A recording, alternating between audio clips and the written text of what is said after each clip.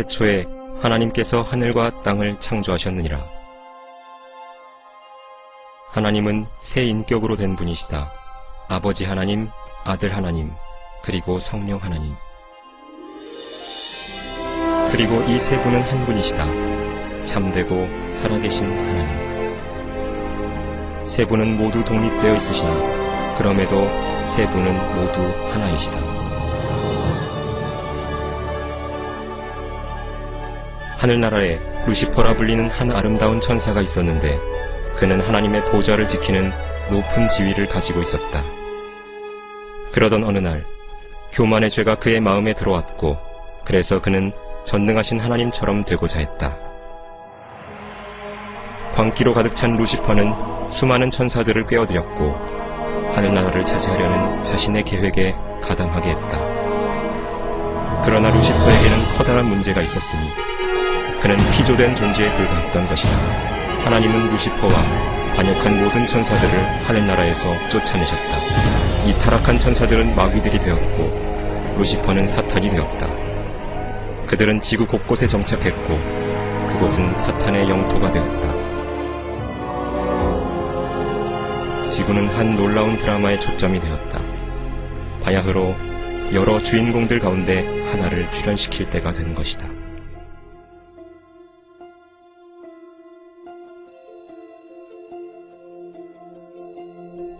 하나님께서 말씀하셨다. 우리의 형상대로 우리의 모습을 따라 사람을 만들자. 그리하여 그들로 모든 땅을 다스리게 하자. 그리하여 하나님께서 자신의 형상대로 사람을 창조하셨으니 곧 하나님의 형상대로 그를 창조하셨으며 그들을 남자와 여자로 창조하셨다. 주 하나님께서 땅의 흙으로 사람을 지으시고 그의 콧구멍에다 생명의 호흡을 불어넣으시니 사람이 살아있는 혼이 되었더라. 아담은 완벽했고 영원히 살도록 지어졌다. 그러나 사탄은 경노했다. 그의 영토가 새로운 피조물에 의해 침입을 당했던 것이다. 사람이라 불리는 자에 의해서.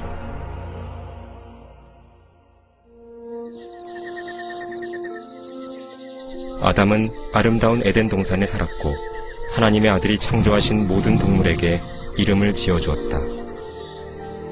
아담은 하나님과 일치하여 동행했고 주님은 그에게 모든 살아있는 것들에 대한 통치권을 부여하셨다. 그러나 사탄은 아담을 증오했기에 그가 죽기를 바랐다. 주 하나님께서 그 사람에게 명령하여 말씀하셨다. 동산의 모든 나무에서 나는 것을 내가 마음대로 먹을 수 있으나 선과 악의 지식의 나무에서 나는 것은 먹지 말라. 내가 거기서 나는 것을 먹는 날에는 반드시 죽으리라.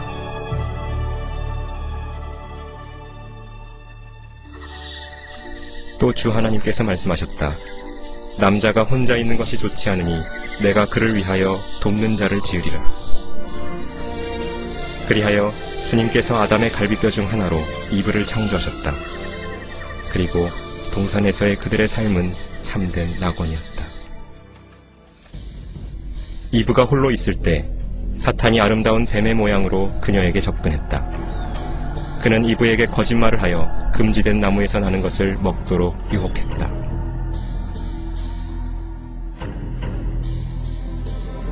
이브는 끔찍한 실수를 저질렀다. 하나님 대신 사탄에게 순종했던 것이다. 공개적으로 불순종을 저지른 아담과 이브는 금지된 과일을 먹음으로써 둘 다 하나님 앞에 죄를 지었다. 그들은 자신의 순결을 잃어버린 것이다. 그들은 모두 영적으로 죽었고 죄가 그들의 후손들에게 바이러스처럼 전달되었다. 그 결과 우리 중에 죄 없는 사람이 아무도 없는 것이다. 하나님은 죄를 증오하시기에 그분 앞에서 그것을 허용하지 않으신다.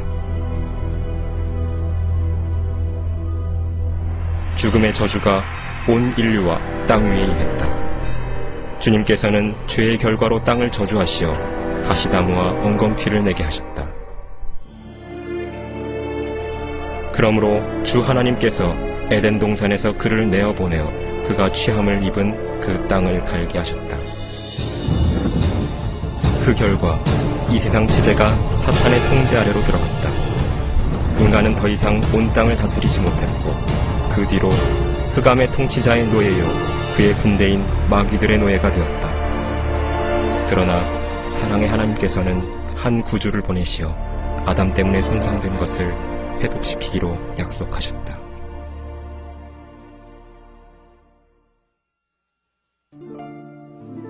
아담과 이브에게는 자녀가 많았다. 아들들 가운데 둘은 카인과 아벨이라 이름지었다. 맏아들인 카인은 악의에 찬 분노로 동생 아벨을 살해했다. 인류는 이미 타락으로 치닫기 시작했다.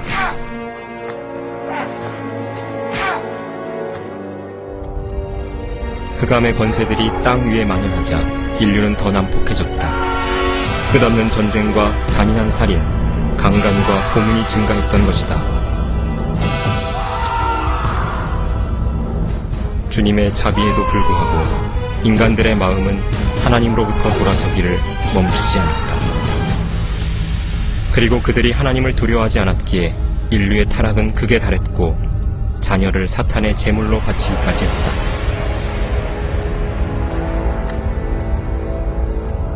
주님을 사랑하는 이를 찾는다는 건 극히 드문 일이었다.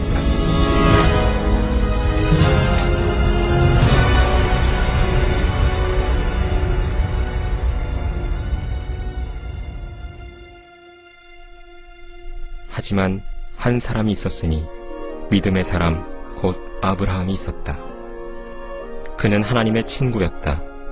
주님은 그의 아내가 90살 되던 해에 아들을 주심으로써 아브라함을 축복하셨다. 그것은 기적적인 출생이었다.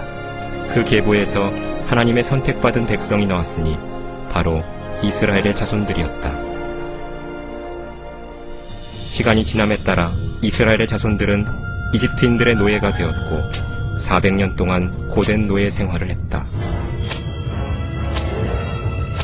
하나님께서는 도움을 구하는 그들의 부르짖음을 들으셨다. 주님은 그들을 사랑하셨고 그들이 주님을 섬기기를 원하셨기에 그들에게 한 구원자를 보내셨다. 그의 이름은 모세였다. 그는 하나님의 말씀을 지상에서 가장 강력한 사람인 이집트의 통치자에게, 막강한 파라오에게 전달했다.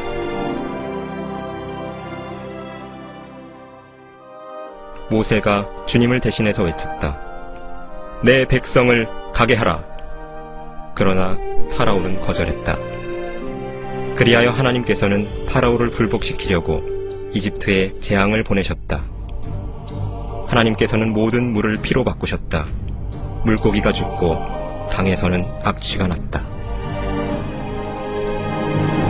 이집트인들은 미칠 것만 같았다. 그들은 본토 어디서도 물을 마실 수 없었지만 파라오는 양보하려 하지 않았다. 다른 재앙들이 뒤따랐다. 개구리가 땅을 뒤덮고 그들의 가축이 죽고 흙은 이로 변했다. 이집트인들은 공포에 사로잡혔지만 파라오의 마음은 점점 더 완고해졌다. 그러자 주님은 이집트인들에게 또 다른 재앙을 보내셨고 사람과 짐승 모두에게 종기가 생겼다. 이것은 또 다른 전염병으로 이어졌다. 불이 섞인 우박이 이집트 전역에 떨어져 그들의 작물을 파괴했고 그리하여 이집트는 폐허가 되었다.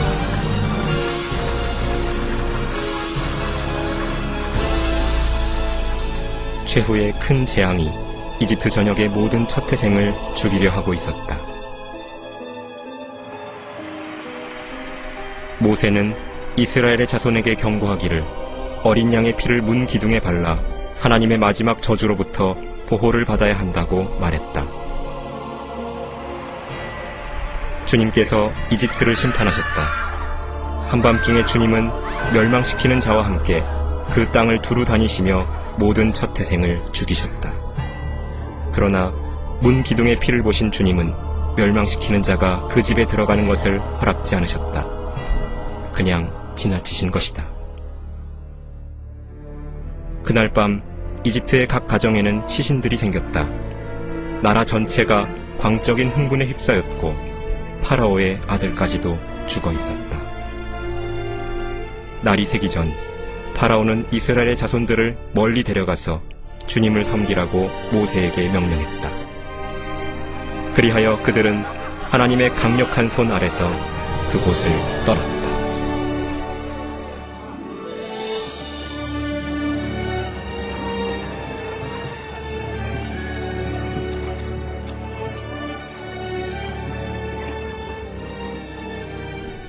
(430년의 끝), 즉 그날이 되었을 때 주의 모든 군대가 이집트 땅에서 나왔다.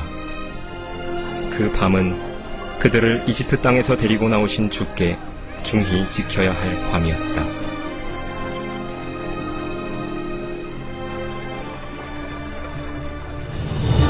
파라오는 그들을 막을 마지막 시도를 꾀했지만 하나님께서는 홍해를 여시어 모세와 이스라엘의 자손들로 피하게 하셨다. 그 후 주님은 파라오의 군대 위로 물을 닫으심으로 그들을 멸망시키셨다.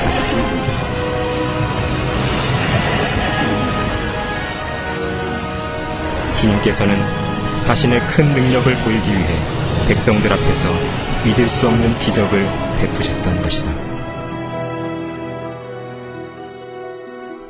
그 뒤 하나님은 주님의 백성에게 율법, 즉 십계명을 주셨는데 이는 그들을 죄로부터 보호하여 그들의 생애를 인도하기 위함이었다. 그러나 이스라엘의 자손들은 반역했다. 겉으로는 주님을 섬기지만 마음으로는 그렇지 않았던 것이다. 그들은 얼마 안 있어 그 기적들과 자신들이 이집트에서 구원받았다는 사실을 잊었다. 그 결과 하나님은 그들을 다스릴 왕들을 일으키셨다. 그러나 왕들조차 하나님의 눈앞에서 악을 행했다. 그들이 이방의 우상을 섬겼으니 그것들이 그들에게 덫이 되었도다. 정녕 그들이 자기 아들들과 자기 딸들을 마귀들에게 제물로 바쳐 무죄한 피, 즉 자기 아들들과 자기 딸들의 피를 흘려 가나안의 우상들에게 제물로 바쳤으니 그 땅이 피로 오염되었도다.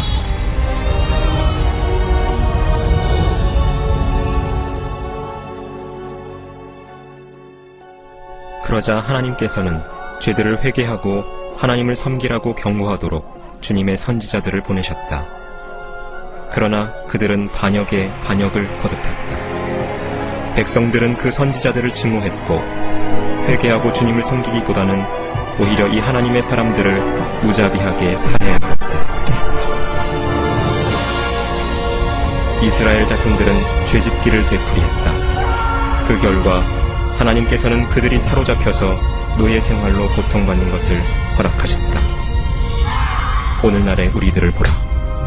우리들도 그들과 마찬가지가 아닌가.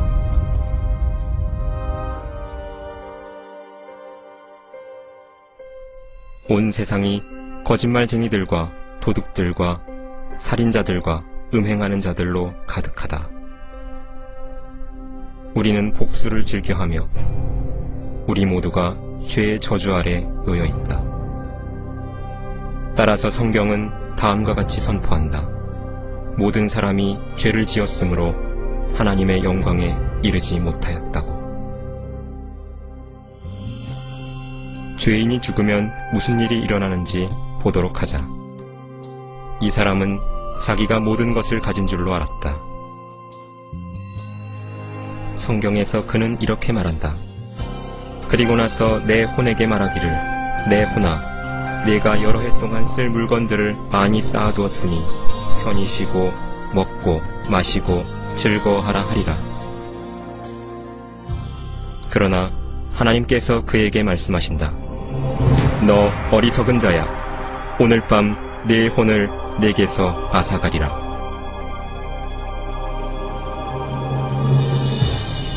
한 번 죽는 것은 사람들에게 정해진 것이고 그 뒤에 심판이 정해져 있다. 그러나 우리는 다 불결한 것 같고 우리의 모든 의는 더러운 걸레 같으며 또 우리는 다 잎사귀처럼 시들며 우리의 죄악은 바람처럼 우리를 옮겨갔나이다. 살아계신 하나님의 손 안으로 떨어지는 것은 두려운 일이라.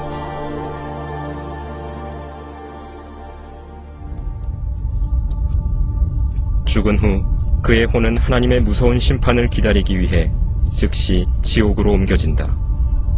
이 모든 것은 그가 하나님의 사랑의 선물인 영원한 생명을 거절했기 때문이다.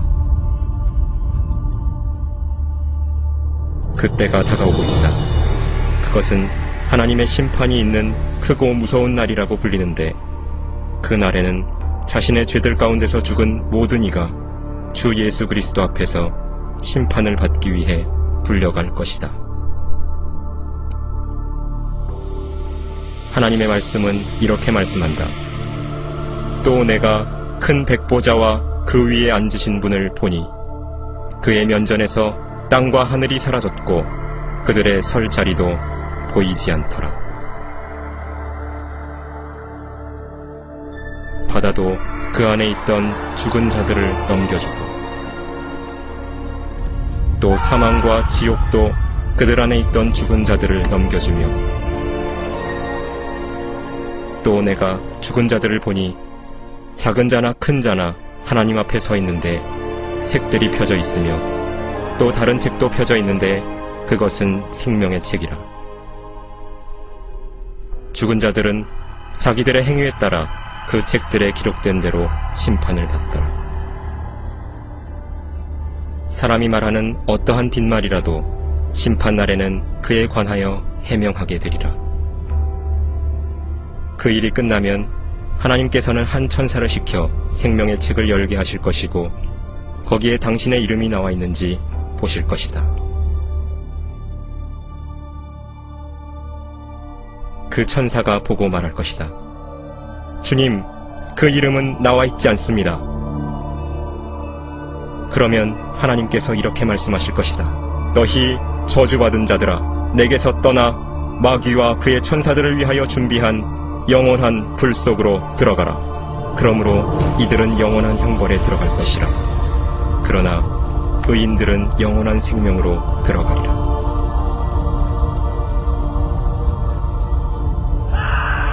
누구든지 생명의 책에 기록되지 않은 자는 불못에 던져지더라.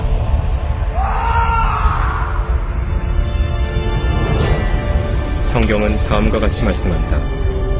그 고통의 연기가 영원 무궁토록 올라가리라.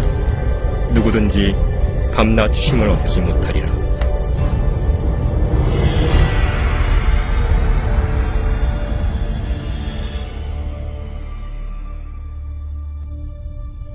그러나 위대한 사랑의 하나님께서는 당신이 이 무서운 장소를 피할 수 있는 한 길을 예비하셨다. 주님께서는 아무도 멸망하지 않고 다 회개에 이르기를 원하신다. 하나님은 당신을 사랑하시기에 하늘나라에서 함께 살기를 원하신다. 그래서 주님은 당신이 지옥을 피해 그곳에 갈 수 있는 한 길을 마련해 놓으셨다. 그런데 그 길은 약속된 분, 그 구원자를 통해서 이루어진다. 유대인들은 그들의 메시아이신 그분을 기다렸고 수세기 동안 그분이 오셔서 자신들을 구원해 주실 것을 기도했다. 기원전 760년경 선지자 이사야는 이스라엘 민족에게 이렇게 말했다. 그러므로 주께서 친히 한 표적을 너희에게 주시리라. 보라, 한 처녀가 임신하여 아들을 낳으리니 그의 이름을 임마누엘이라 하리라. 임마누엘은 우리와 함께 하시는 하나님이라는 뜻이다. 사탄은 그 예언을 이해했고 그때부터 계속해서 이스라엘의 모든 처녀들을 면밀히 관찰했다. 세월이 지나 메시아가 탄생하기 전 이스라엘은 또다시 한 이방 세력에게 노예 상태로 매여 있었다. 이번에는 막강한 로마 제국이었다.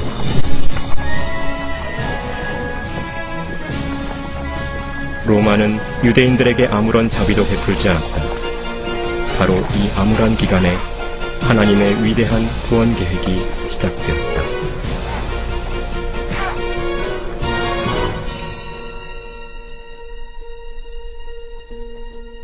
하늘의 최고위급 천사 중 하나인 가브리엘이 지구의 대기권을 뚫고 내려오자 깜짝 놀란 흑암의 세력들은 바야흐로 하나님의 시간표가 움직이고 있다는 것을 즉각 간파했다. 가브리엘은 처녀인 마리아를 방문해서 세상을 영원히 뒤바꿔 놓을 메시지를 전달하기 위해 나사렛 성읍에 도착했다.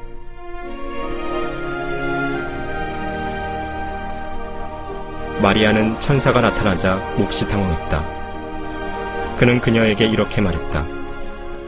보라, 네가 너의 태안에 임신하여 한 아들을 낳으리니 그의 이름을 예수라 하라. 그는 위대하게 될 것이며 가장 높으신 분의 아들이라 불릴 것이요 그의 왕국은 무궁하리라.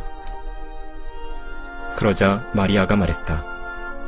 내가 남자를 모르는데 어찌 이런 일이 있을 수 있겠나이까. 성령께서 너에게 임하실 것이며 가장 높으신 분의 능력이 너를 덮으리니 그러므로 너에게서 탄생하실 거룩한 이는 하나님의 아들이라 불리리라. 마리아는 가브리엘을 믿고서 이렇게 말했다. 당신의 말씀대로 이루어지이다.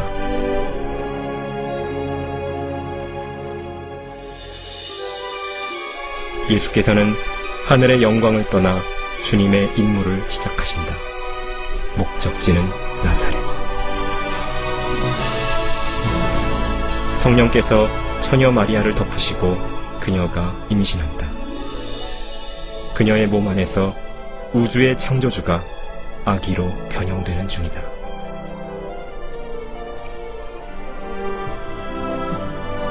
후에 마리아는 그녀의 나이 많은 사촌을 방문하도록 인도되었는데 그 사촌은 임신 6개월째였다. 엘리사벳이 마리아의 무난함을 듣자 아기가 태에서 뛰니 그녀는 성령으로 충만해졌다.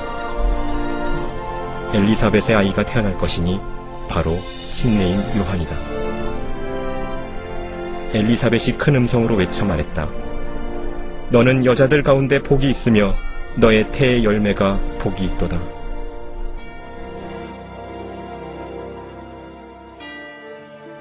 마리아는 요셉과 약혼한 사이였지만 이제 그녀는 아이를 가졌고 유대의 법은 결혼 전에 임신한 모든 처녀에게 죽음을 요구했다. 이것이 마리아에게 가장 큰 문제였다.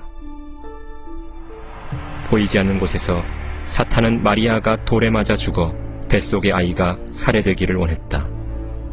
그러나 요셉은 마리아를 사랑했기에 그녀가 공개적인 본이 되는 것을 원치 않았다. 그는 그녀의 안전이 걱정되었고 그래서 은밀히 결혼을 취소하기로 계획했다. 하나님의 천사가 요셉의 꿈속에 나타나 이렇게 말했다. 마리아를 내 아내로 삼는 일을 두려워 말라. 그녀에게 잉태된 아기는 성령으로 된 것이라. 그녀가 한 아들을 낳으리니 너는 그의 이름을 예수라 하라.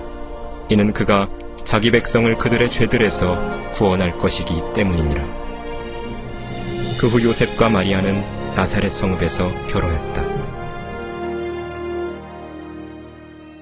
사탄은 로마의 카이사 아우구스토를 움직여 온 세상에 세금을 부과하게 했다. 사탄은 악한 목적으로 이 일을 수행했다. 그러나 그는 그렇게 하여 요셉과 마리아가 베들레헴으로 여행을 떠날 수밖에 없게 함으로써 성경의 예언 성취를 도왔으니 베들레헴은 예수님의 탄생이 있을 것이라고 성경이 말씀한 곳이다.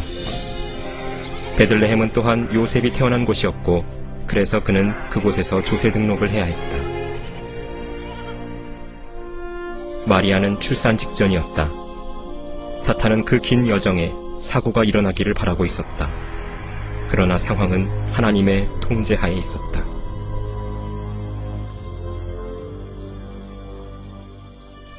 그리하여 그녀가 자기의 첫 아들을 낳아 그를 포대기로 싸서 구유에 누이니 이는 여관에 그들이 들 방이 없었기 때문이었다.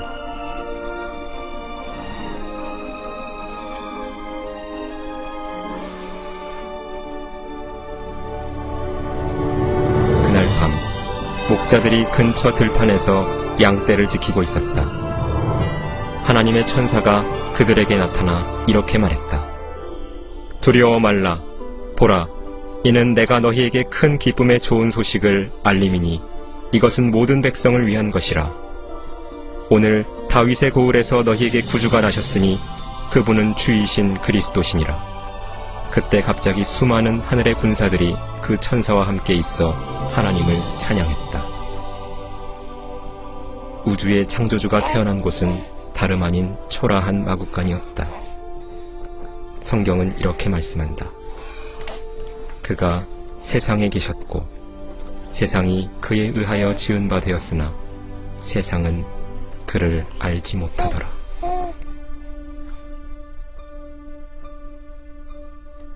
성경은 예수님을 이렇게 묘사한다. 태초에 말씀이 계셨고 그 말씀이 하나님과 함께 계셨으니 그 말씀은 하나님이셨느니라. 그 말씀이 태초에 하나님과 함께 계셨느니라. 만물은 그에 의하여 지은 바 되었으며 이미 지음받은 것 가운데 그가 없이 지어진 것은 아무것도 없더라.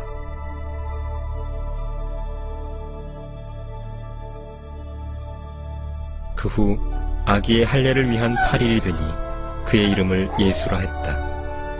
이 이름은 그가 잉태되기 이전에 천사에 의하여 그렇게 일컬어진 것이다.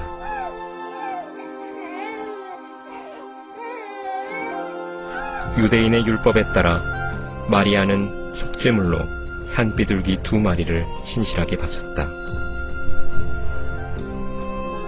비록 하나님께서 그토록 고결한 영예를 위해 마리아를 선택했을지라도 마리아는 자신이 죄인이란 것을 알았고 그녀의 아이인 예수가 그녀의 구주가 될 것임을 깨달았다.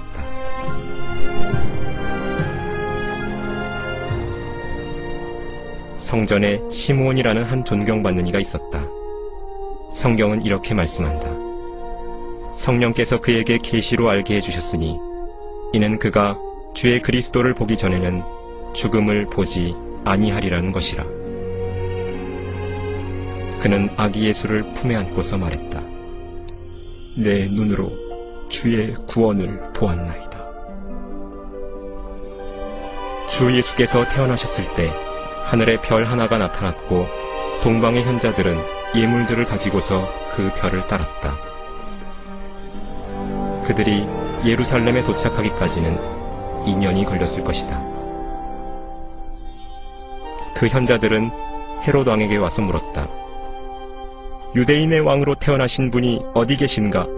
우리가 동방에서 그의 별을 보고 그분께 경배드리러 왔노라.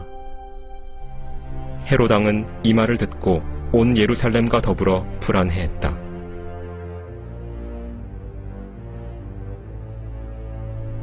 그가 백성의 모든 대제사장들과 서기관들을 함께 모으고 그리스도가 어디서 태어나겠느냐고 물으니 그들이 유대의 베들레헴이라고 말했다.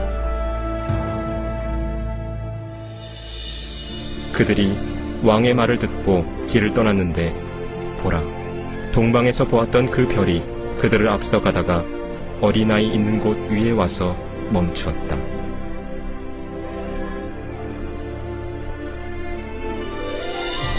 그들이 그 집에 들어가서 모친 마리아와 함께 있는 어린아이를 보고 엎드려 그에게 경배하고 보물함을 열어 황금과 유향과 모략을 예물로 드렸다.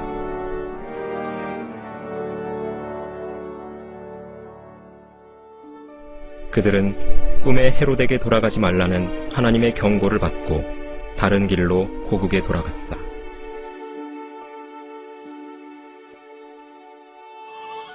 그들이 떠난 후 보라, 주의 천사가 꿈에 요셉에게 나타나 이렇게 말했다. 헤롯이 그 어린아이를 찾아서 죽이려고 하니 일어나 어린아이와 그의 모친을 데리고 이집트로 피하여 내가 네게 말할 때까지 거기 있으라.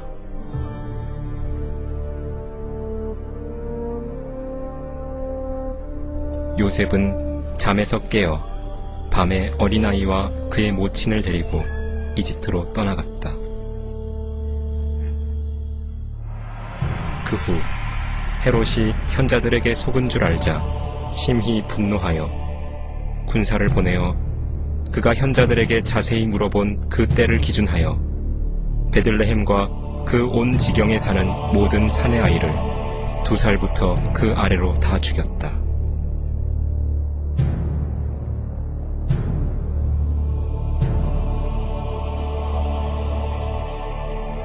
이는 선지자 예레미야를 통하여 다음과 같이 말씀하신 것이 이루어진 것이다. 라마에서 슬퍼하고 울며 크게 애곡하는 소리가 들렸으니 라헬이 자기 자식들을 위하여 우는 것이요 그녀가 자식들이 없으므로 위로받기를 원치 아니하였도다.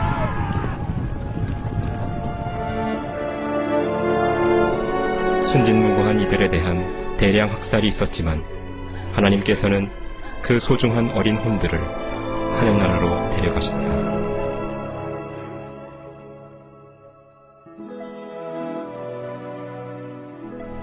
헤롯 왕이 죽은 후 그 가족은 나사렛으로 다시 돌아왔다.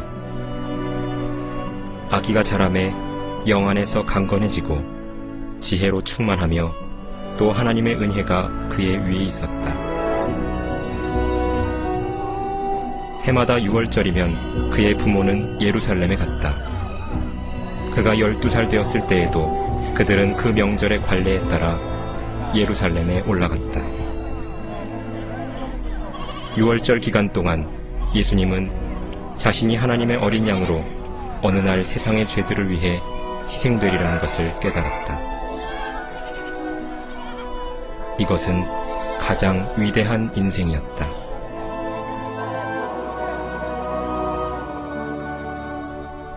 명절이 끝나자 예수님은 가족과 집으로 돌아가는 대신 박사들과 함께 큰 성전에 앉아 그들에게서 듣기도 하고 묻기도 하셨다. 사탄은 자신의 원수를 주시했고 그분의 말씀을 들었다. 박사들은 주님의 명철과 답변들에 깜짝 놀랐다. 어린 예수께서 율법에 관해 어떻게 그리 많이 하셨을까? 그것은 간단했다. 바로 그분 자신이 그로부터 1500년 전 자신의 영광 속에서 그 율법을 시내산의 모세에게 주셨던 것이다. 요셉과 주의 모친이 예수님을 발견하자 그들이 그를 보고 깜짝 놀라며 그의 모친이 그에게 말했다. 아들아, 어찌하여 우리에게 이렇게 하였느냐? 주께서 그들에게 말씀하셨다. 어찌하여 나를 찾으셨나이까?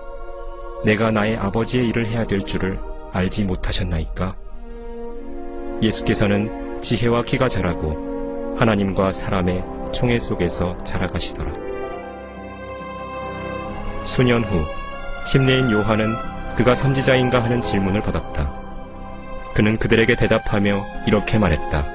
나는 물로 침례를 주지만 너희가 알지 못하는 한 분이 너희 가운데 서 계시는데 내 뒤에 오시는 그분은 나보다 앞선 분이며 나는 그분의 신발끈을 풀 자격도 없느니라. 다음 날 이제 나이 30이 되신 예수께서 침례를 받으러 요한에게 오셨다. 침례인 요한은 주님을 보고서 말했다. 보라, 세상 죄를 제거하는 하나님의 어린 양이라. 예수께서 침례를 받으시고 곧 물속에서 올라오시니 보라, 하늘들이 그에게 열리고 하나님의 영이 비둘기같이 내려와 그의 위에 임하는 것을 보셨다. 보라, 하늘에서 한 음성이 있어 이렇게 말씀하셨다. 이는 내 사랑하는 아들이요 그 안에서 내가 기뻐하노라. 즉시 주님은 성령에 이끌려 광야로 들어가시어 들짐승들과 함께 계시며 마귀에게 시험을 받으셨다. 주님은 40일 동안 아무것도 드시지 않았다. 사탄은 주님이 죄를 짓게 하려고 갖은 노력을 다 기울였지만 완전히 실패하고 말았다. 왜냐하면 예수님은 바로 전능하신 하나님이시며 그분 안에 죄가 없으셨기 때문이었다. 시험이 끝나자 예수께서 말씀하셨다. 사탄아, 여기서 물러가라. 기록되었으되 너는 주 너의 하나님께 경배하고 오직 그분만을 섬기라고 하였느니라. 그러자 마귀가 주를 떠나고 보라, 천사들이 와서 주를 섬겼다. 주님은 자신의 사역을 시작하시면서 이렇게 설교하셨다. 회개하라, 천국이 가까이 왔느니라. 그리고 예수께서는 이렇게 말씀하심으로 하나님의 뜻을 계시하셨다. 너희 원수들을 사랑하고 너희를 미워하는 자들에게 잘해주라. 주님의 가르침에 깜짝 놀란 백성들은 이 사람처럼 말한 사람은 아직껏 아무도 없었다고 말했다. 성전을 관장하는 대부분의 종교 지도자들은 무자비하고 하나님의 법을 부패시킨 부유한 위선자들이었다. 하여 그들은 금세 주 예수의 대적들이 되었다. 하나님의 성전은 이미 가난한 자들과 순진한 이들을 속이는 곳, 즉 돈 버는 곳으로 전락해버렸다. 그것을 보신 예수께서는 분노에 가득 차 채찍을 만드신 후 종교 사기꾼들을 성전에서 몰아내고 환전상들의 돈을 쏟고 그들의 상들을 뒤엎으시며 말씀하셨다. 내 아버지 집을 장사하는 집으로 만들지 말라.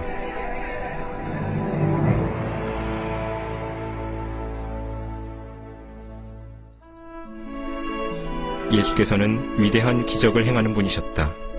성경은 이렇게 말씀한다. 보라, 한 문둥병자가 나와서 주께 경배드리며 말씀드리길, 주여, 주께서 원하시면 저를 깨끗게 하실 수 있나이다 라고 하니 예수께서 손을 내밀어 그를 만지며 말씀하시기를, 내가 원하노니 깨끗해지라고 하시니 즉시 그의 문둥병이 깨끗해지더라. 주님께서는 자신을 따르는 굶주린 무리를 가엾게 여기셨고 그분의 능력으로 기적을 행하시어 물고기 2마리와 빵 5덩어리로 5,000명의 남자와 그들의 가족을 먹이셨다.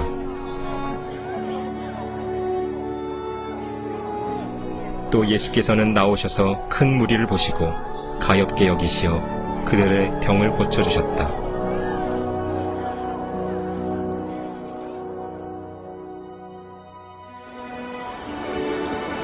어느 날 밤 예수께서는 물 위를 걸으심으로 주의 제자들을 놀라게 하셨다. 주님은 그들에게 이렇게 말씀하셨다. 기운을 내라, 내니 두려워 말라.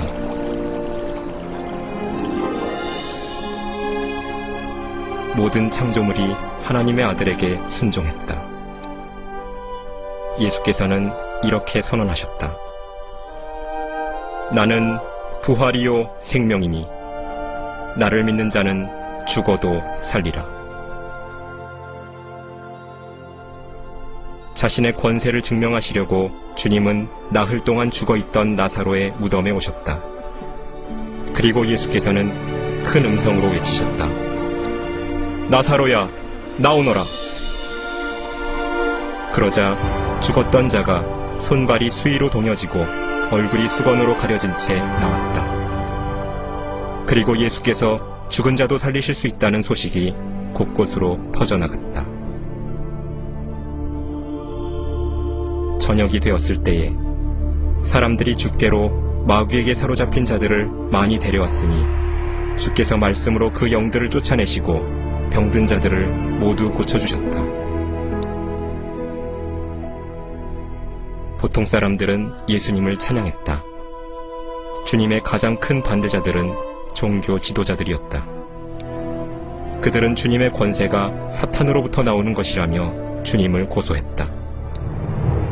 그러나 예수께서는 그들에게 다음과 같이 말씀하셨다. 너희는 너희 아비 마귀에게서 나와서 너희 아비의 정욕을 행하고자 하는도다. 그는 처음부터 살인자였으며 진리 가운데 거하지 아니하였으니 이는 자기 안에 진리가 없음이라. 그가 거짓말을 할 때는 자신에게서 우러나와 한 것이니 이는 그가 거짓말쟁이요 또 거짓말의 아비이기 때문이라. 내가 진리를 말함으로 너희가 나를 믿지 아니하는도다. 보이지 않는 곳에서 사탄이 깊숙이 개입되어 있었다. 그러나 당신이 알아야 할 것은 마귀가 누군가를 대적하여 움직이려면 그 전에 그가 반드시 하늘에 계신 하나님 아버지의 허락을 받아야만 한다는 점이다. 그리하여 하나님께서는 성경의 예언을 성취하기 위해 주 예수님에 대한 사탄의 공격을 허락하셨다. 그 뒤 주님의 종교 대적자들은 이런 질문으로 주님께 올가미를 씌우려 했다. 카이사에게 세금을 내는 것이 옳으니까 옳지 아니하니까? 예수께서는 그들의 사악함을 아시고 말씀하셨다. 너희 위선자들아, 어찌하여 너희가 나를 시험하느냐? 세금 내는 동전을 내게 보이라. 그들이 데나리온 한 잎을 주께 가져오자 주께서는 그들에게 말씀하셨다. 이 형상과 새겨진 글이 누구의 것이냐? 그들이 카이사의 것이니이다 라고 주께 말씀드리자 주님께서는 그들에게 이렇게 말씀하셨다. 그러면 카이사의 것은 카이사에게, 하나님의 것은 하나님께 바치라. 그들은 이런 말씀을 듣고 놀라서 주를 떠나갔다. 예수께서는 이렇게 말씀하심으로 바리새인들의 정체를 폭로하셨다. 위선자인 서기관들과 바리새인들아, 너희에게 화 있으리라. 이는 너희가 회칠한 무덤들처럼 실로 겉으로는 아름답게 보이나 안에는 죽은 사람의 뼈와 모든 더러운 것으로 가득 차 있도다. 너희 뱀들아, 독사들의 세대야, 어떻게 너희가 지옥의 저주에서 피할 수 있겠느냐?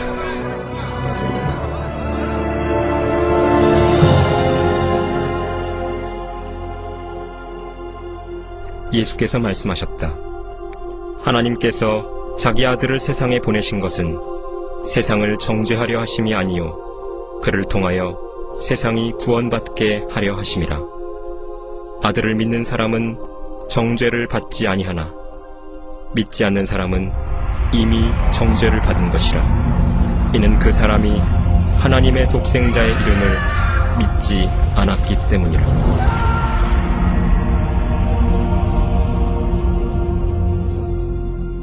예수께서 군중에게 이렇게 말씀하셨다. 진실로 진실로 내가 너희에게 말하노니 내 말을 듣고 또 나를 보내신 분을 믿는 자는 영생을 얻고 정죄에 이르지 아니할 것이며 사망에서 생명으로 옮겨지느니라. 그분 안에 생명이 있었으니 그 생명은 사람들의 빛이었다. 주 예수께서는 다음과 같이 말씀하시므로 당시 종교 체제에 충격파를 던지셨다. 나는 길이요 진리요 생명이라. 나로 말미암지 않고는 아버지께로 올 사람이 아무도 없느니라. 이로써 그분이 하늘나라로 가는 유일한 길이 되심을 온 세상에 선포하신 것이다. 이 말씀으로 종교계가 발칵 뒤집혔다. 그들은 그분이 그렇게 말씀하셨다는 이유로 예수님을 증오했고 오늘날에도 대다수가 이 말씀을 증오한다.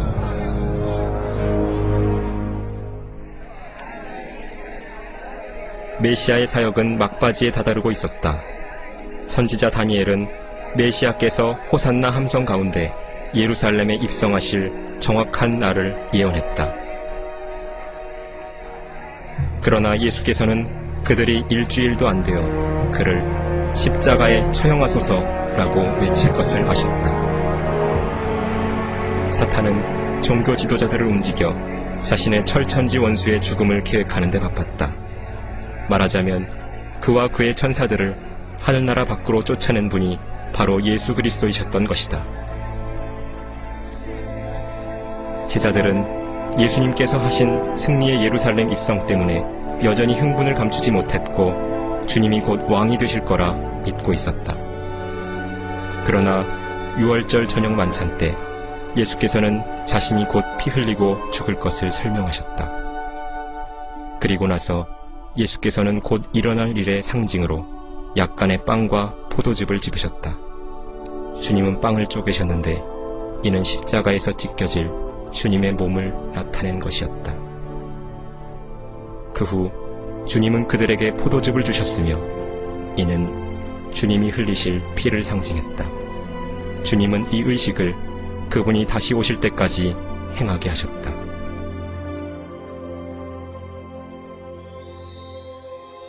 만찬이 끝나자 사탄이 본격적으로 움직이기 시작했다.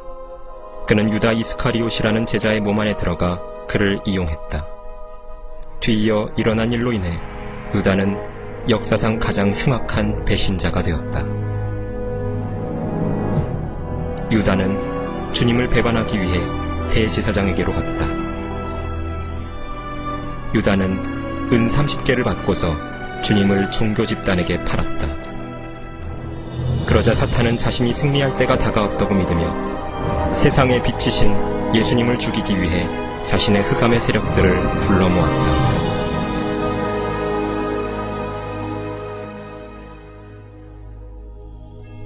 그날 밤 예수께서는 제자들을 겟세마네 동산에 데려가셨고 홀로 기도하시려고 그들을 뒤에 남겨두셨다. 성경은 이렇게 말씀한다. 주께서 고뇌 속에 간절히 기도하시니 그의 땀이 큰 핏방울처럼 되어 땅에 떨어지더라. 죄를 짓지도 아니하셨고 그 입에는 간사함도 없으셨던 예수께서 온 세상의 죄들을 주님 자신에게로 가져오시기 직전이었다. 예수께서는 기도하며 말씀하셨다. 오 나의 아버지여, 가능하시거든 이 잔을 내게서 지나가게 하옵소서. 그러나 내가 원하는 대로 하지 마옵시고 아버지께서 원하시는 대로 하옵소서. 보라, 그 시간이 가까웠으니 인자가 죄인들의 손에 넘겨지리라.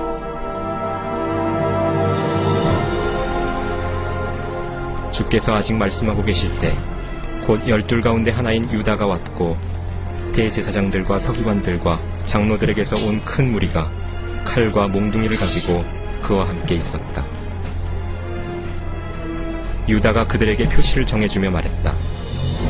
내가 입맞추는 이가 바로 그니 붙잡으라. 예수께서 그에게 말씀하셨다. 유다야, 네가 입맞춤으로 인자를 배반하느냐? 그러자 그들이 와서 예수께 손을 대어 붙잡았다. 그런데 보라, 예수와 함께 있던 사람들 중 하나가 손을 펴서 자기 칼을 빼어 대제사장의 종을 쳐서 그의 귀를 잘라버렸다. 그러나 예수께서 그의 귀를 만져서 고쳐주셨다.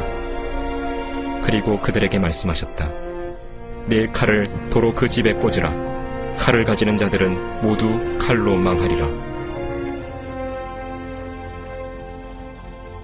예수께서는 하늘에 계신 그의 아버지께 청하면 12군단이 넘는 천사들을 보내어 그분을 구하실 수 있음을 상기시키셨다. 그리하면 72,000명 이상의 천사들이 올 것이다. 그러나 예수께서는 천사들이 지켜주는 것을 허락하지 않으셨다. 이는 성경을 성취하기 위해 자신이 십자가에 처형되어야 하셨기 때문이다. 주님이 체포되셨을 때 사탄은 기뻐했다. 그의 철천지 원수가 무방비 상태였기 때문이다. 마귀가 복수할 순간이 이른 것이다.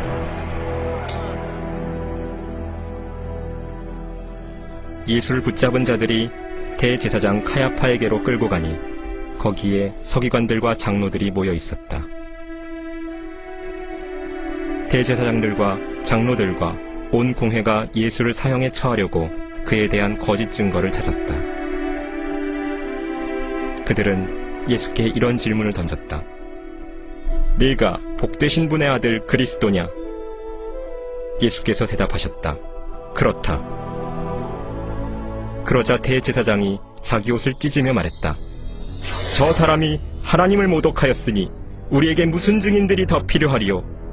보라, 너희는 방금 그가 하나님을 모독하는 것을 들었도다. 너희는 어떻게 생각하느냐?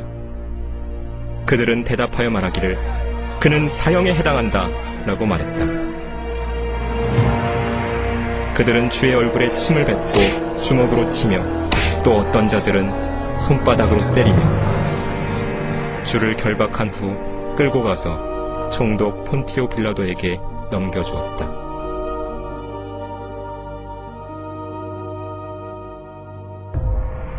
대제사장들과 장로들에게 고소를 당하셨으나 주께서는 아무 대답도 아니하셨다.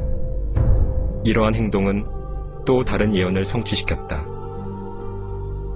그가 억압을 당하고 고난을 당하여도 그의 입을 열지 아니하였으니 그가 어린 양처럼 도살장으로 끌려가며 또 털 깎는 자들 앞에 양이 말없듯이 그가 자기 입을 열지 아니하는도다. 빌라도가 주께 물었다. 네가 유대인의 왕이냐? 그러자 주께서 대답하여 그에게 말씀하셨다. 그렇도다. 주께 대한 고소를 들은 후 빌라도는 정치적으로 덫에 걸려들었다. 두려움에 그는 탈출구를 찾았다.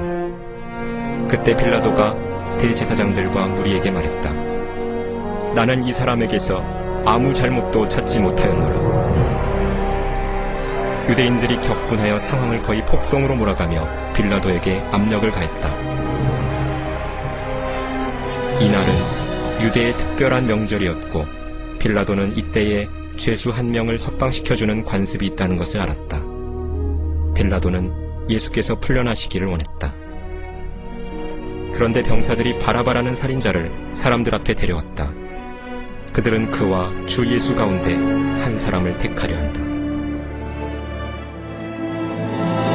빌라도는 누가 풀려나야 하는지를 군중에게 물었다. 그리스도냐 바라바냐. 그러나 놀랍게도 그들은 모두 한 입으로 소리쳤다. 그 사람이 아니라 바라바라, 바라바. 빌라도는 유대인의 왕이라고 불리는 자를 어떻게 해야 하는지 물었고 군중은 소리쳤다. 그를 십자가에 처형하소서.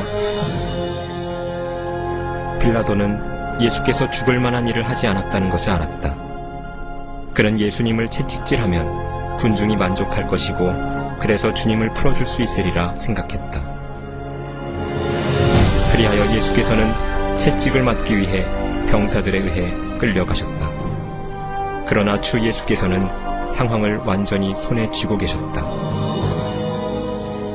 십자가 처형을 향한 각각의 단계는 하늘에 계신 아버지 하나님과 아들 하나님, 성령 하나님께서 땅이 형성되기 이전에 미리 계획해 놓으신 것이었다. 그들은 머리 위 들보에 구주의 양손을 메고서 그분을 채찍질함으로써 내가 치는 자들에게 내 등을 맡겼도다 라는 예언을 성취시켰다. 예수께서는 그들을 막을 권세가 있었지만 주님은 그들의 행위를 기꺼이 허락하셨다. 대개 가죽 채찍에는 쇠조각과 납덩어리, 날카로운 뼈조각들이 붙어 있었다. 등은 물론 엉덩이와 다리에도 채찍질이 가해졌다. 채찍의 날카로운 뼈들과 금속 때문에 살점이 떨어져 나가고 근육이 쪼개져 열어 젖혀졌다. 얻어맞은 동맥들에서 피가 튀기도 했다. 대부분의 희생자들은 이렇게 맞는 것만으로 숨을 거두었다. 그러나 그는 우리의 허물로 인하여 상처를 입었고 그는 우리의 죄악으로 인하여 상하였도다. 우리의 화평을 위한 징계가 그에게 내려졌고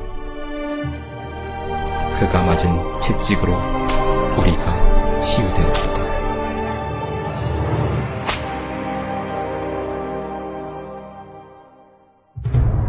하나님께서 죄로 인해 가시나무와 엉겅퀴로 땅을 저주하신 때를 기억하는가?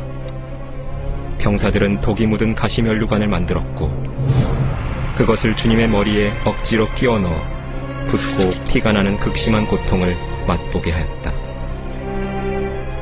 예수께서 우리를 위해 속죄물이 되신 것이다. 가시면류관은 죄의 끔찍함을 상징한다. 그리고 그들은 그의 옷을 벗기고 주홍색 겉옷을 입혔다. 그들은 그의 오른손에는 갈대를 쥐어주며 그의 앞에 무릎을 꿇고 조롱하며 말하기를 유대인의 왕 만세라고 하며 함께 있던 모든 병사가 예수님의 얼굴을 주먹으로 무자비하게 때렸고 갈대로 그분의 머리를 후려쳤다.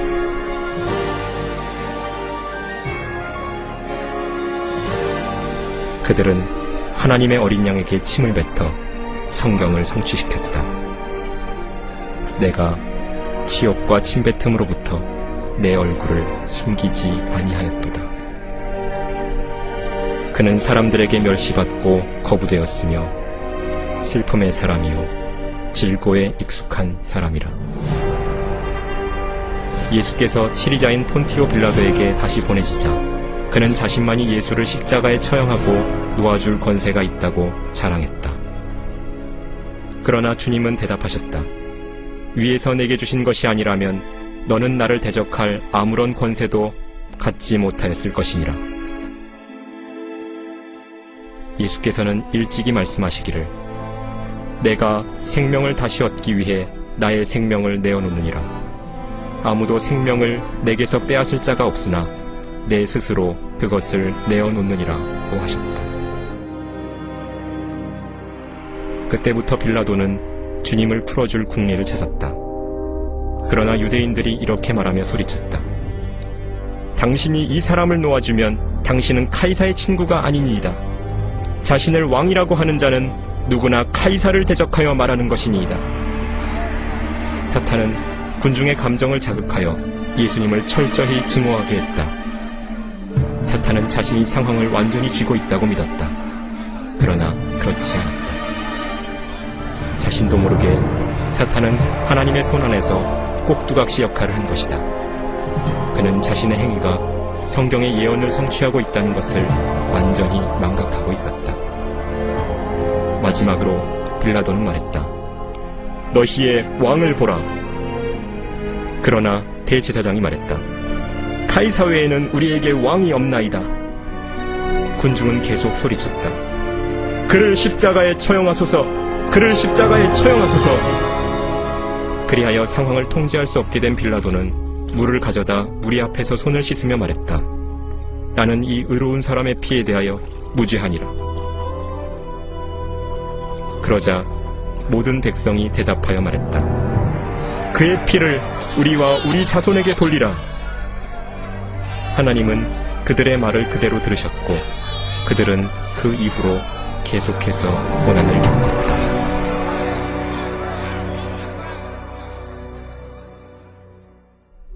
그 후 빌라도는 예수님을 십자가에 처형하라고 넘겨주었고 그들은 주님을 데려갔다. 주님은 살이 잘게 찢어져 너덜거린 채로 45kg이 넘는 십자가를 600m 떨어진 처형 장소인 골고다까지 지고 가라는 명령을 받으셨다.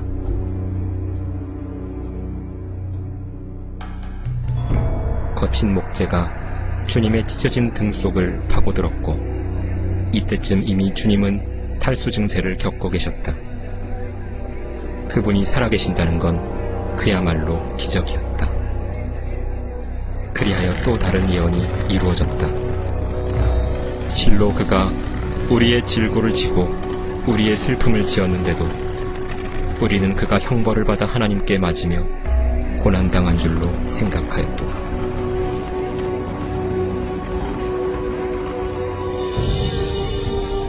또 다른 예언이 이루어졌다. 내가 치는 자들에게는 내 등을, 머리카락을 뽑는 자들에게는 내 뺨들을 맡겼도다. 내가 치욕과 침뱉음으로부터 내 얼굴을 숨기지 아니하였도다.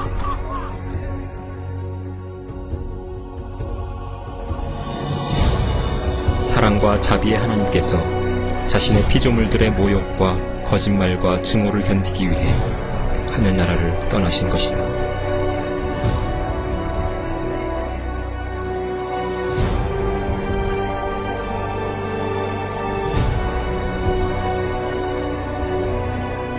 천사들은 두려움 가운데 지켜보았다. 이때쯤 주님의 얼굴은 찢겨진 종이뭉치 같았다. 얼굴을 몹시 붓게 하고 고통스러운 염증을 일으킨 가시들이 부어오른 살에 파묻혀 거의 보이지 않을 정도로 주님은 더 이상 사람의 모습이 아니었다.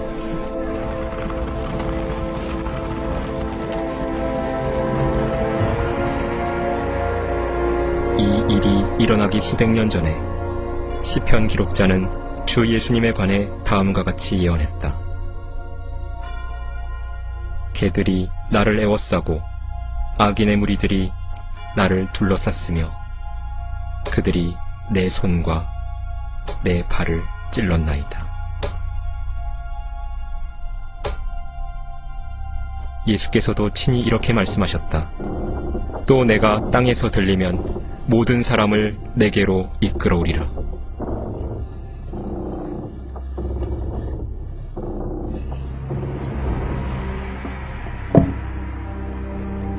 사람이 친구들을 위하여 자기 생명을 내어놓는 것보다 더 위대한 사랑은 없다.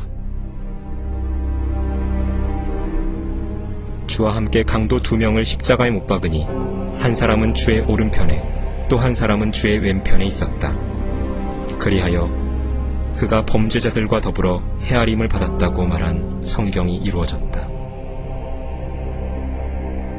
병사들은 주님의 옷을 두고 도박을 벌였다. 온유하신 예수께서는 온 세상이 보는 앞에서 벌거벗겨지시어 더 심한 굴욕을 당하셨다. 예수께서는 자신을 고문하는 자들을 보시고 기도하셨다. 아버지여, 저들을 용서해 주옵소서. 그들은 자기들이 하는 것을 알지 못하나이다. 구경꾼들은 이렇게 말했다. 네 자신을 구원하여 십자가에서 내려오라. 대제사장들도 서기관들과 더불어 이와 같이 그들 가운데서 조롱하며 말했다. 그가 남은 구원하면서도 자기 자신은 구원할 수 없도다. 이스라엘의 왕 그리스도여, 십자가에서 지금 내려와 보라. 그러면 우리가 보고 믿으리라.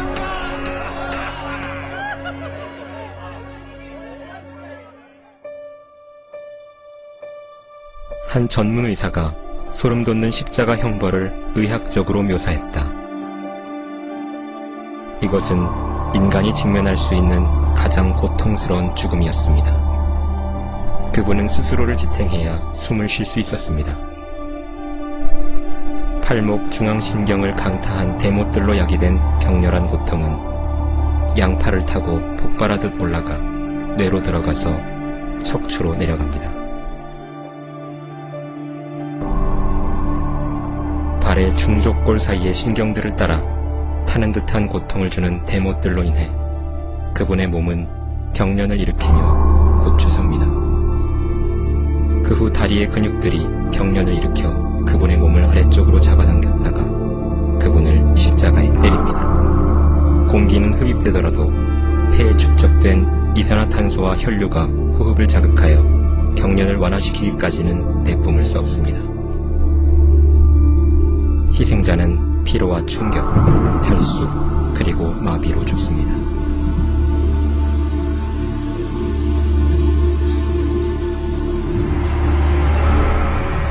심장은 탁한 피를 펌프질할 능력이 거의 없습니다. 각각의 수십억 개의 세포들이 한 번에 하나씩 죽기 때문입니다. 우리의 죄들이 예수 그리스도를 십자가에 보낸 것이다. 많은 사람들이 너를 보고 놀랐듯이 그의 용모가 다른 사람보다 더 상하였고 그의 모습이 사람들의 아들들보다 더 상하였도다. 이것은 인류 역사의 전환점이었다. 이와 같은 날은 결코 없었다. 하나님께서 세상을 이처럼 사랑하셔서 그의 독생자를 주셨으니 이는 그를 믿는 사람은 누구든지 멸망하지 않고 영생을 얻게 하려 하심이니라.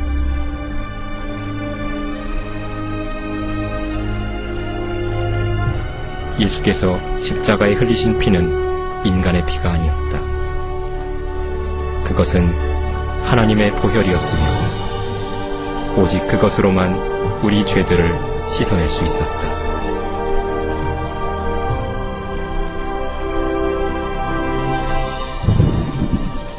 예수님께서 왜 이 모든 일들을 겪으셨을까? 그건 당신을 위해서, 그분이 당신을 사랑하시기 때문이었다.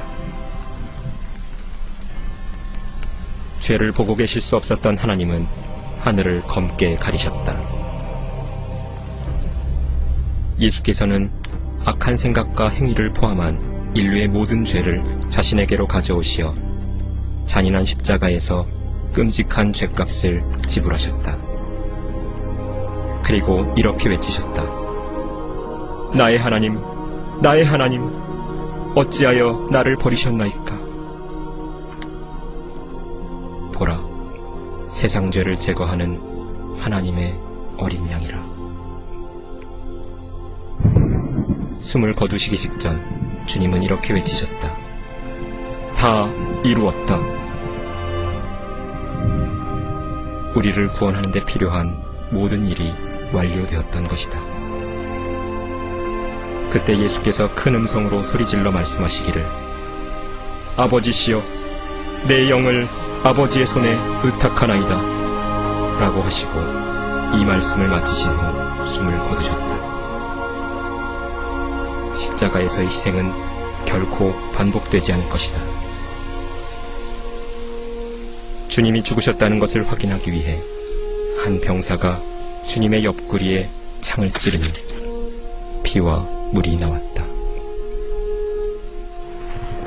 주의 맞은편에 서서 주께서 그렇게 소리 지르고 숨을 거두신 것을 본 백부장이 말했다. 참으로 이 사람은 하나님의 아들이었도다. 주님이 죽으시자 시신은 십자가에서 내려져 고운 세마포로 쌓인 후 빌린 무덤에 안치되었다. 예루살렘이 큰 불안에 휩싸였다. 주 예수께서 죽으시고 유다가 스스로 목매달아 죽었으며 제자들은 죽음이 두려워 숨어 있었던 것이다.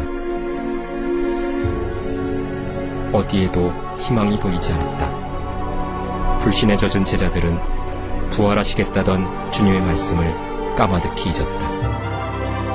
그 뒤 전무후무한 가장 위대한 사건이 발생했다. 무덤에 안치된 지 3일 후에 갑자기 하나님의 영광이 나타나 십자가에 처형되셨던 분이 죽은 자들로부터 다시 일어나시어 영원한 생명의 소망을 세상에 주셨던 것이다. 주 예수 그리스도께서는 죄와 죽음과 지옥에 대한 위대한 승리를 거두시고서 다음과 같이 선언하셨다. 나는 알파와 오메가요 시작과 끝이라. 주 곧 지금도 계시고 전에도 계셨고 앞으로 오실 전능하신 분이 말하노라.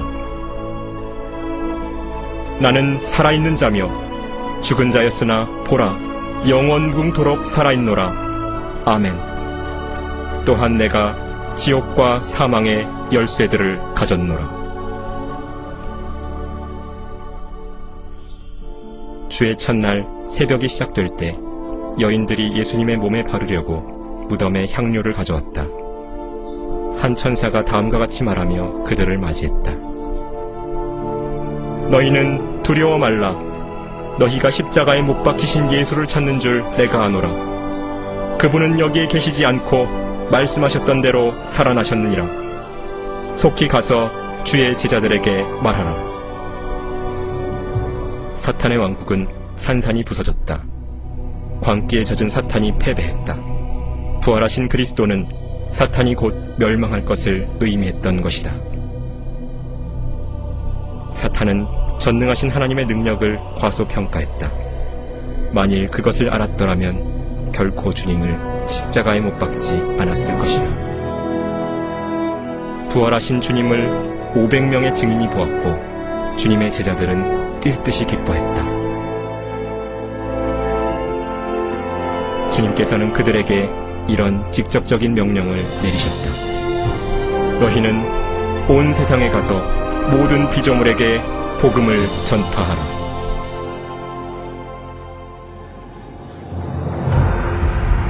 이제 자세히 지켜보십시오. 그리고 셀 수 없이 많은 사람들을 보십시오. 그들은 자신의 죄들 안에서 죽었습니다. 예수님은 하늘을 떠나시어 사람들에게 지옥과 심판을 경고하실 정도로 그들을 사랑하셨습니다. 주님은 그들의 죄들을 씻기 위해 그분의 고귀한 피를 흘려주셨습니다. 주님은 죽으셨다가 죽은 자들로부터 일어나셨습니다. 그러나 이들 중 아무도 주님을 믿지 않았습니다. 그들 중 아무도 예수님을 그들의 주와 구주로 삼지 않았습니다. 생명을 택하는 대신 그들은 죽음을 선택했습니다. 그리하여 전능하신 하나님이자 최종 심판자이신 예수께서 그들을 이곳에 보내셔야만 했습니다. 이것이 그들의 둘째 사망입니다. 하나님의 이름으로 말합니다. 너무 늦기 전에, 당신이 죽기 전에 예수님을 믿어 그분을 당신의 주와 구주로 삼으십시오. 누구도 아닌 바로 당신이 결국 이 무서운 곳에 오기 전에 말입니다.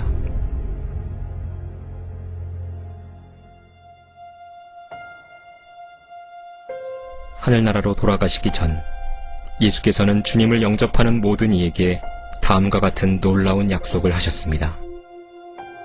너희는 마음에 근심하지 말라. 너희가 하나님을 믿으니 또한 나를 믿으라. 내 아버지 집에는 많은 저택들이 있느니라. 그렇지 아니하면 내가 너희에게 말하였으리라. 나는 너희를 위하여 처소를 마련하러 가노라. 내가 가서 너희를 위하여 처소를 마련하면 다시 와서 너희를 내게로 영접하여 내가 있는 그곳에 너희도 있게 하리라.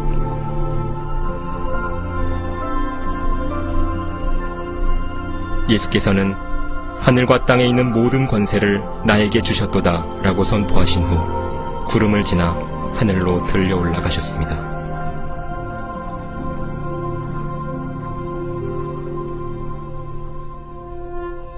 사랑하는 여러분, 이것은 어떤 이야기보다도 위대한 이야기입니다. 예수님은 참으로 세상의 빛이십니다. 만일 예수님을 놓친다면 당신은 하늘로 가는 길을 놓치는 것입니다. 주님께서 친히 이렇게 말씀하셨습니다. 나는 길이요 진리요 생명이라. 나로 말미암지 않고는 아버지께로 올 사람이 아무도 없느니라. 네가 내 입으로 주 예수를 시인하고 또 하나님께서 그를 죽은 자들로부터 살리신 것을 내 마음에 믿으면 구원을 받으리라.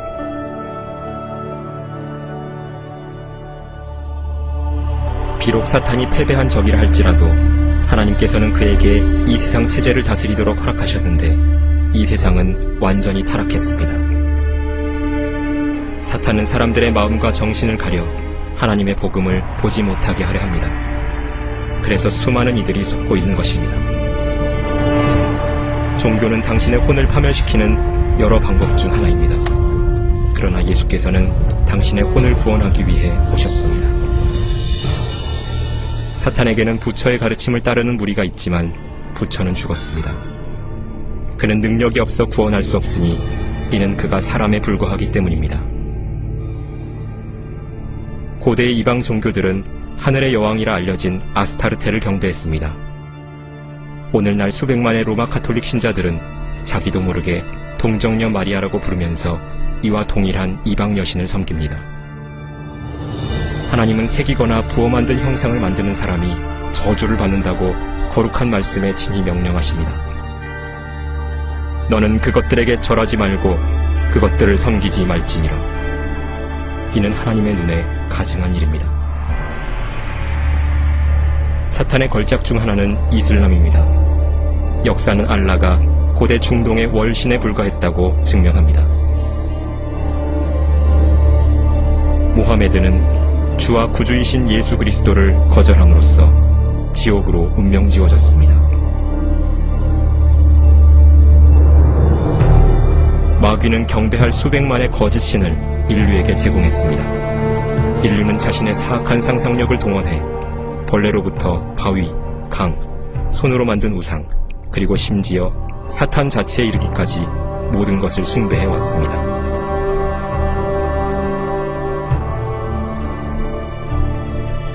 예수님을 따르는 자가 되려면 당신은 당신의 모든 거짓 신을 거절하고 그분만을 따라야 합니다.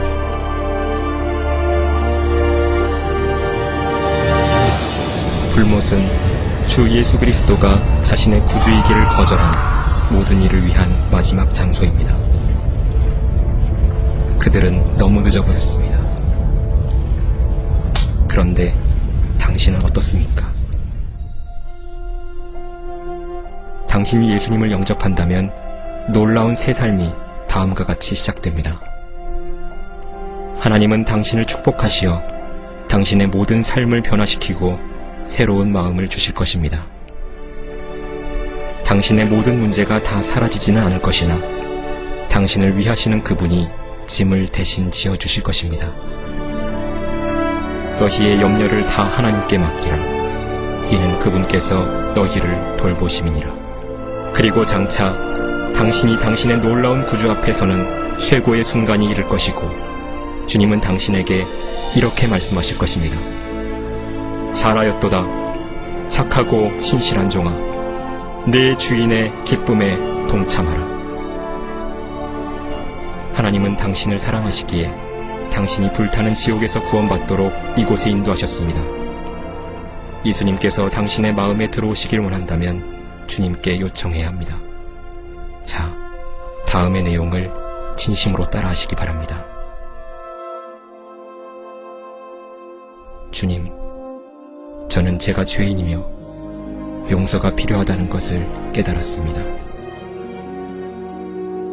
저는 그리스도께서 저를 위해 죽으시고 죽은 자들로부터 살아나신 것을 믿습니다. 예수님, 이제 회개합니다. 죄로부터 기꺼이 돌이키겠습니다. 제 안에 들어와 주십시오. 주님만이 저의 구원이심을 믿습니다. 제가 생명의 말씀을 듣고 받아들일 수 있도록 해주시니 감사합니다. 주 예수 그리스도의 이름으로 기도하였습니다.